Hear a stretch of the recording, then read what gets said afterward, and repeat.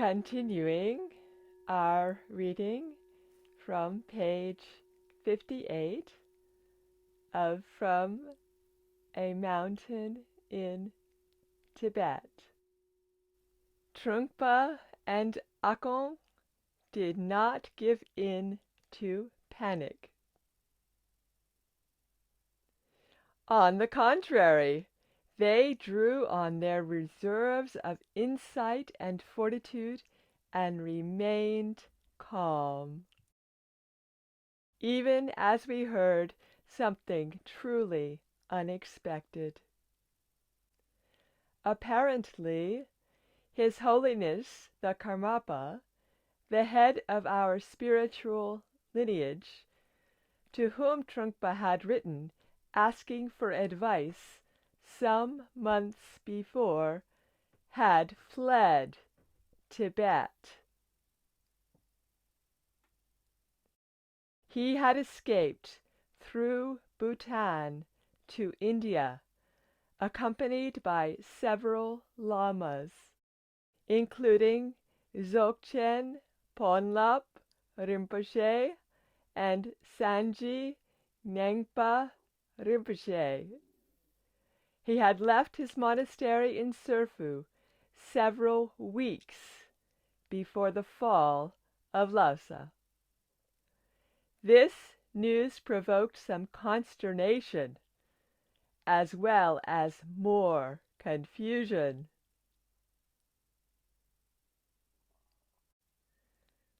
His Holiness was renowned for his exceptional clairvoyant powers. So why had he not given some indication of his opinions and plans to Trungpa when he was asked? Trungpa seemed unconcerned about that question.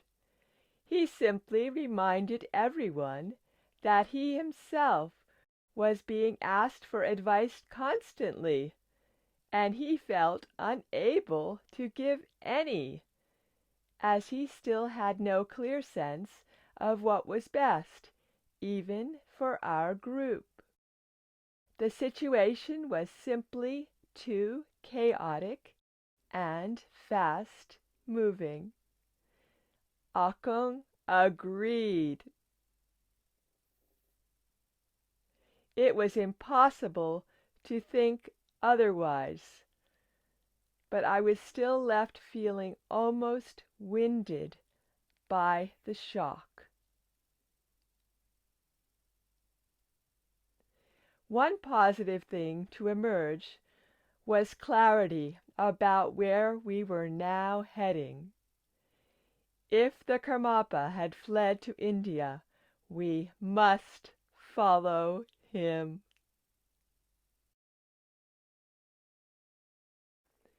Lhasa had vanished as an option. Tibet was finished. India was now the goal. We turned south and began to walk. The weather was bad, even though it was still summer, and we headed up and then down the other side of endless mountain passes, finally struggling over a pass called Nub Kong La. From there onwards, none of us knew where we were going.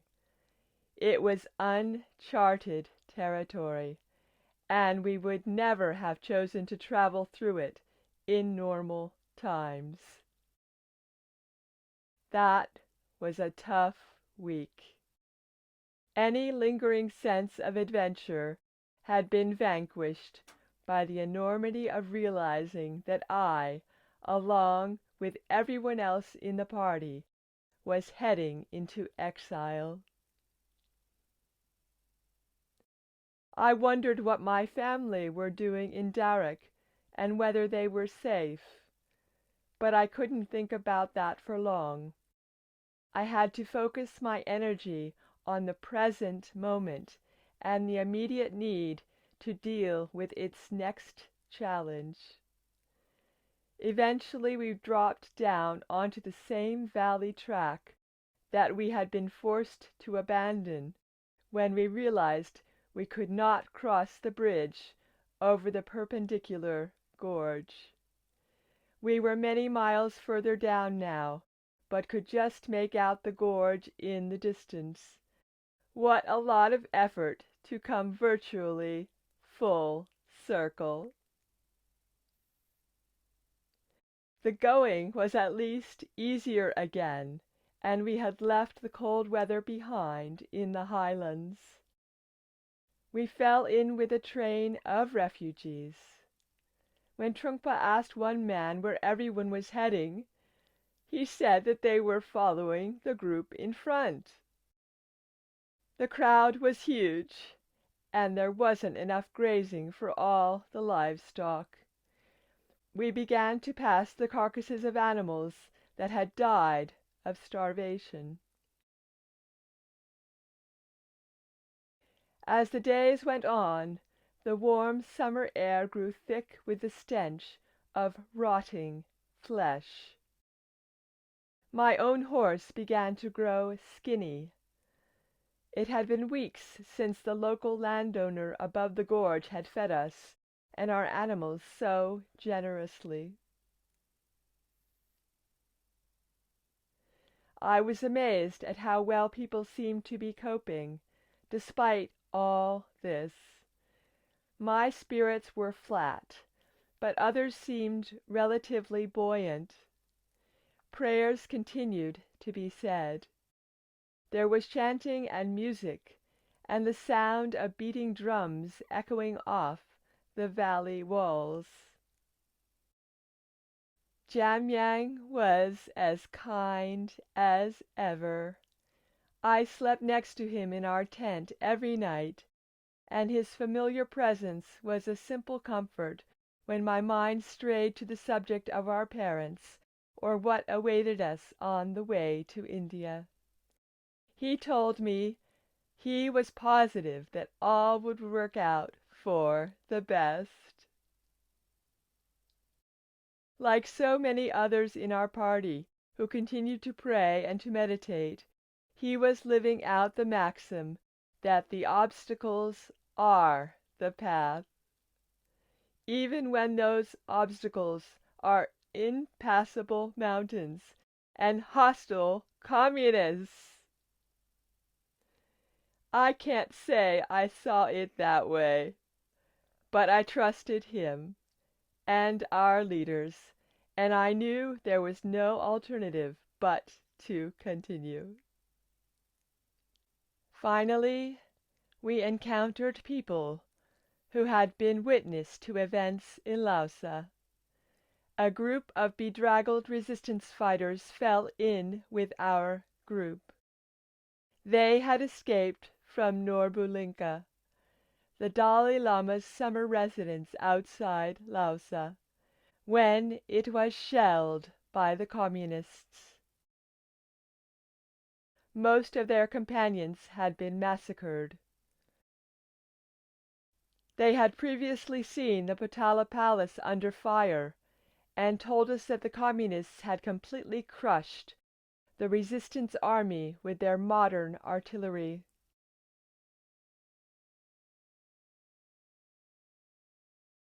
Any survivors had fled. To the crucial question of whether His Holiness the Dalai Lama had escaped, they could tell us nothing useful, and the uncertainty made our anguish worse. Not long after we spoke with the resistance soldiers, we ran into some monks who were escaping from a monastery of a well-known High Lama, Kamtrul Rinpoche. The People's Liberation Army had entered their monastery, and all the lamas had been lined up and shot one by one. The monks had escaped imprisonment because they'd been in the retreat house, so when they heard the shooting, they simply grabbed what they could and ran. Our peaceful way of life was being destroyed.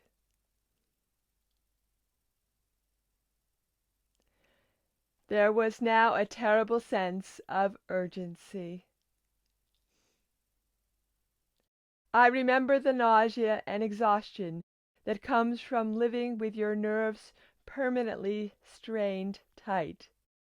I lived with that sensation for months. Everyone agreed that in light of what we'd heard, it was simply too dangerous to travel along the road. Once again we turned off and began to pick our way over the mountains along perilous tracks.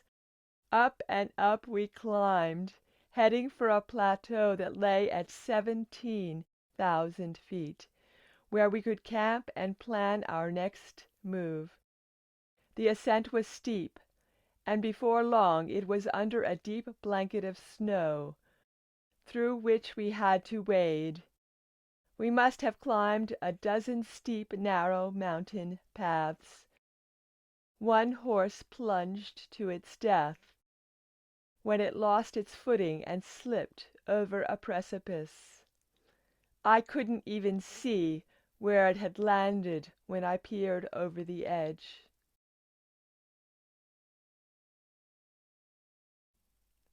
That climb felt like an eternity, but eventually we arrived at the plateau.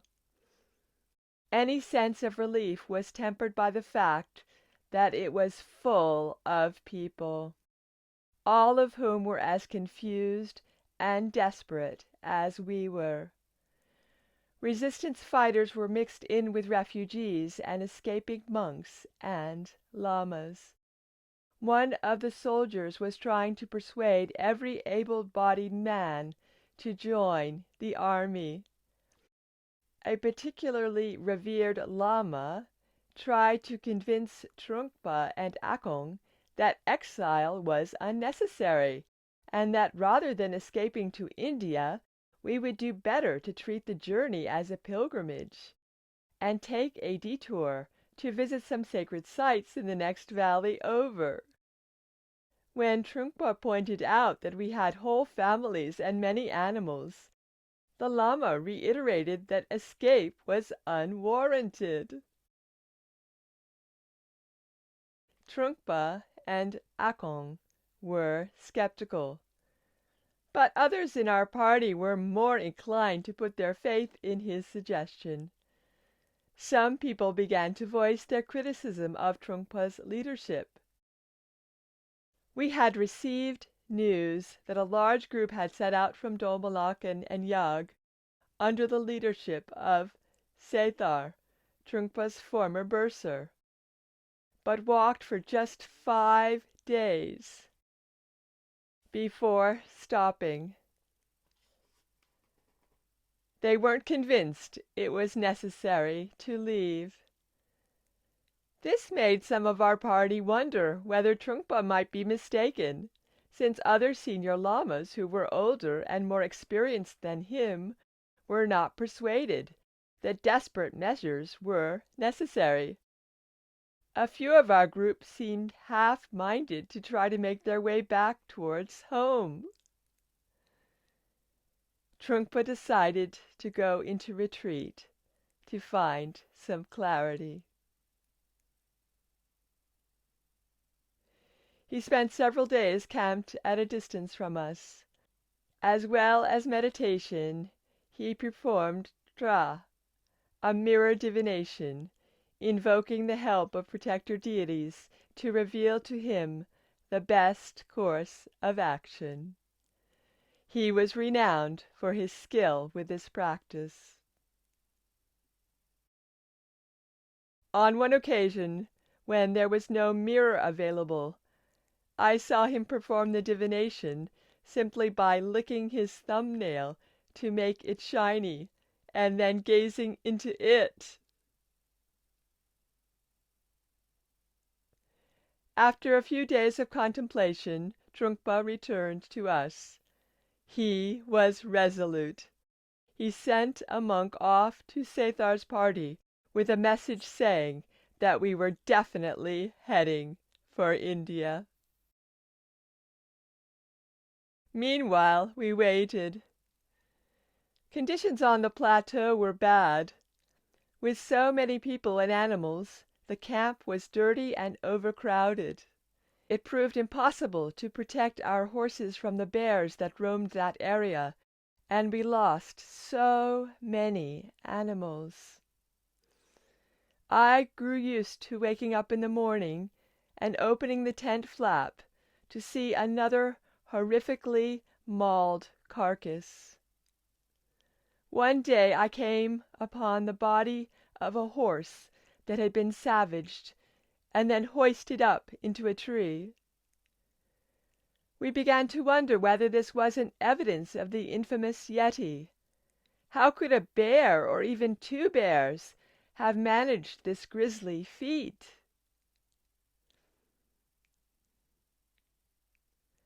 It was a desolate time, and the collective spirit was fraying. Everywhere we sensed danger, from wild animals and the communists who might overrun us at any moment. Autumn was almost upon us, and we were still hundreds of miles and many mountain ranges away from safe territory. Now that I have spent years purifying my mind's tendency to give in to fear, I can see that this was the point at which we began to feel that we were surrounded by a malign force. Long strained nerves were succumbing to terror. Continuing our reflections on From a Mountain in Tibet, starting on page 58. Yes. It's a pity that the pure animals were starving, you know.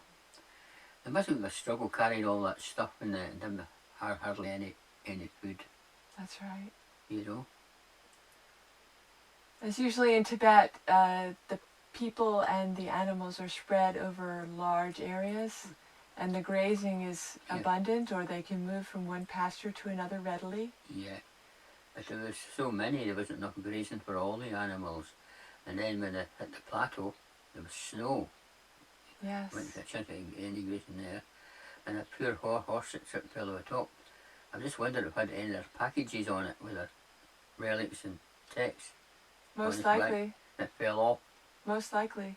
Yeah, but that wasn't mentioned, but anyway, it doesn't matter. Well, we can ask Lama Yeshe Rinpoche, because remember he said that he actually looked over the precipice to see what had happened. I couldn't see it. So he probably was well aware of exactly which horse it was, and he might have even known what it had been carrying. So we can ask him. So Lama Yeshe Rinpoche, we are thinking about these poor animals and also what they were carrying, any of the ones that had been lost. Aye. I guess it wasn't safe for them to have dogs and other things to keep the wild animals away that they might have had if they had been not under an escape situation. Yeah, yes. So, I was amazed that the place we went to, the plateau, was bear country. I thought maybe there would be snow leopards. Yes. Well, maybe there were. Yeah. So maybe Lama Yeshe Rinpoche... They all have their own territories, these wild animals have their own territory. Yes. They keep the distance with each other, you know. Do you want to ask him what other animals were there? Oh, well, he just mentioned bears. Yes. That's all was mentioned. You know. There might have been a few other kind, but anyway. It was a lot of confusion going on, and hearing not so nice stories, and then the lamas disagreeing with one another, you know, and what to do. I can understand why Trump had to go into isolation and examination, you know. He had to have the certainty that came from practice. Yeah, aye. So he did that, went up his cave and did his Mura divination. And, well,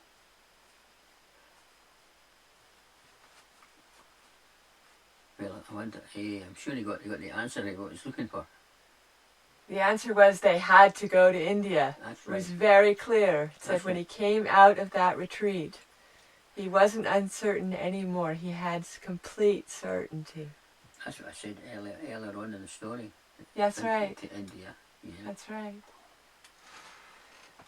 Aye. I wonder if there was any connection between Georgie Yudronma, because she carries a mirror. Yeah. So I wonder if the practice was connected with her. Yeah.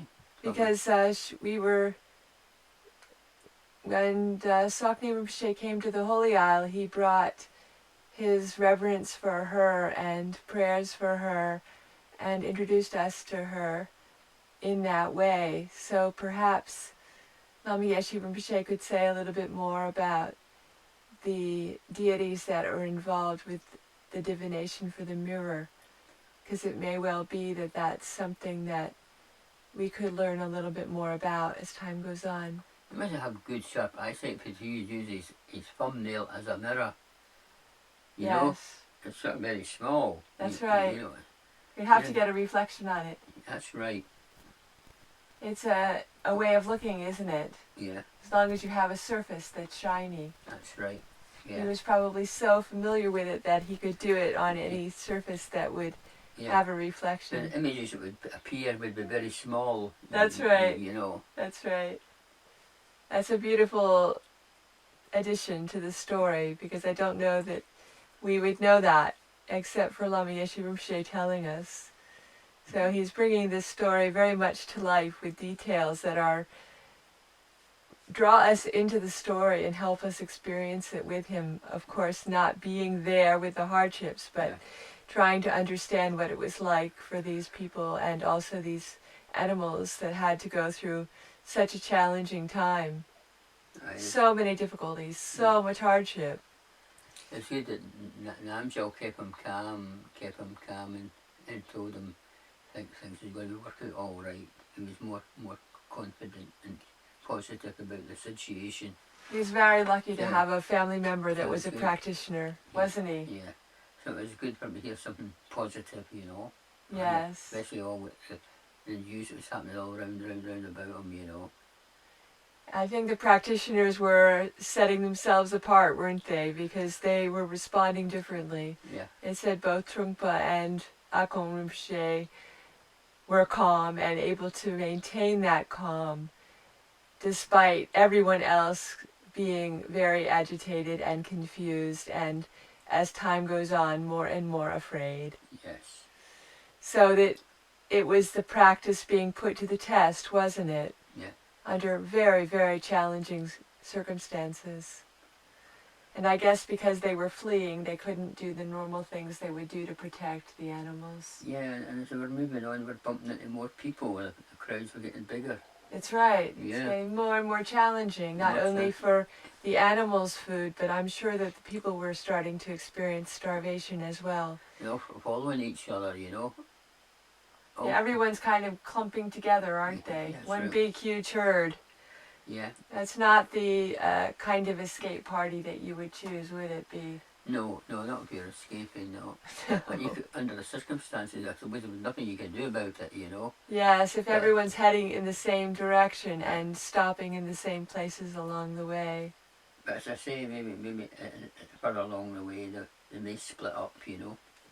It would be sensible, wouldn't it? I think so, yeah. Yes.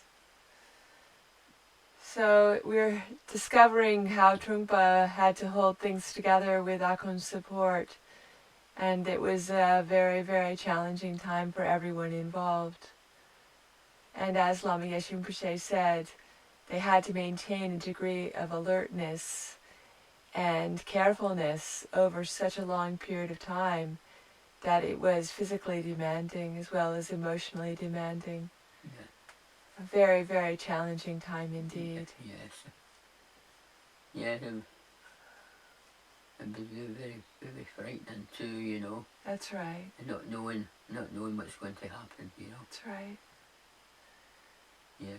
And seemingly those who were practicing had a reservoir of strength and stability.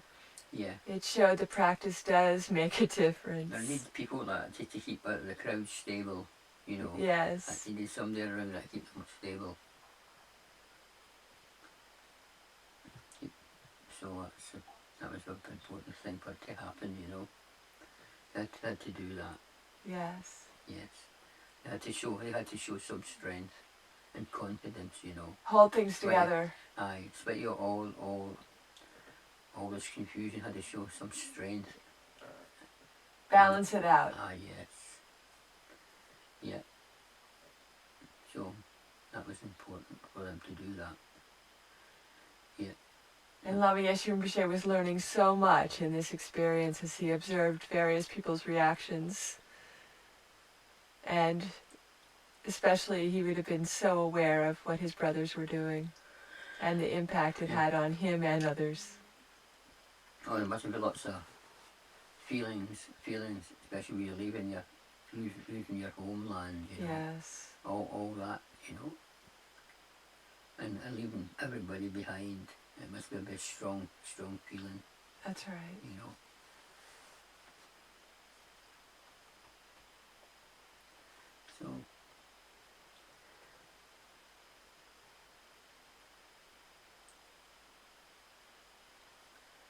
So you see, it was a big place full of mountains, hills and mountains, and there's a lot. And you think you've marched all these miles, and you've not come to the end of it all, and there's still a lot more in front of you to do, you know. Hundreds of miles, no he said. No signs of any destination coming, you know. Hundreds of miles, he said. Yes, aye.